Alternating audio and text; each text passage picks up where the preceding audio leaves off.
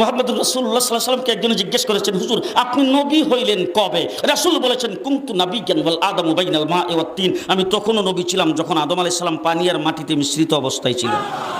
জিবরাইল আমিন এসে একদিন রাসূলকে জিজ্ঞেস করতেছেন, হুজুর আপনার বয়স কত? রাসূলুল্লাহ সাল্লাল্লাহু আলাইহি ওয়াসাল্লাম জিবরাইলকে জিজ্ঞেস করতেছে, জিবরাইল আমার বয়স পরে বলবো, আগে বলো তোমার বয়স কত? কিছু আছে কিছু, আগে বলো তোমার বয়স কত? জিবরাইল আমিন, হুজুর আমার ডেট অফ বার্থ জানা নাই। বুঝেন নাই উদাহরণ? ডেট অফ বার্থ আমার জানা নাই, তবে একটা ঘটনা যদি আপনার কাছে বলি, এটা দিয়ে হিসাব করে আপনি আমার বয়স কত এটা বের করতে পারবেন। আপনারা কাহিল হয়ে গেছেন মনে হয়, কথা শুনতেছেন? জিবরাইল বলতেছে, হুজুর একটা ঘটনা বললে আপনি হিসাব করে তারপর আমার বয়সটা বের করতে পারবেন। যখন এই কথা বলছেন, রাসূল বলে, কি ঘটনা? বল, হুজুর আমাকে যখন আল্লাহ সৃষ্টি করেছেন তখন আমি আরশের নিকটে দেখতাম একটা তারা উঠতো, একবার উঠলে ৭০,০০০ বছর থাকতো। কয় বছর?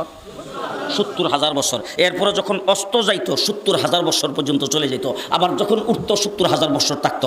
একবার উঠলে ৭০,০০০, অস্ত গেলে ৭০,০০০, এইভাবে তারাটা উঠতে আর অস্ত যাইতে আমি ৭২,০০০ বার দেখছি।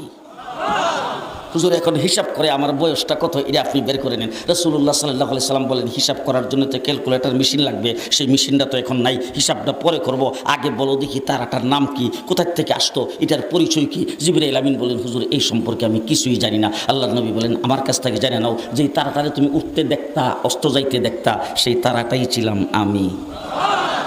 এখন তুমি হিসাব করে বের করো আমার বয়স কত। রাসূল বলছেন, আউয়ালু মা খালাকাল্লাহু নূরি, আর এক রাওয়ায়াতে বলছেন আউয়ালু মা খালাকাল্লাহু রূহি, আল্লাহ পাক সর্বপ্রথম আমার নূরকে তৈরি করেছেন।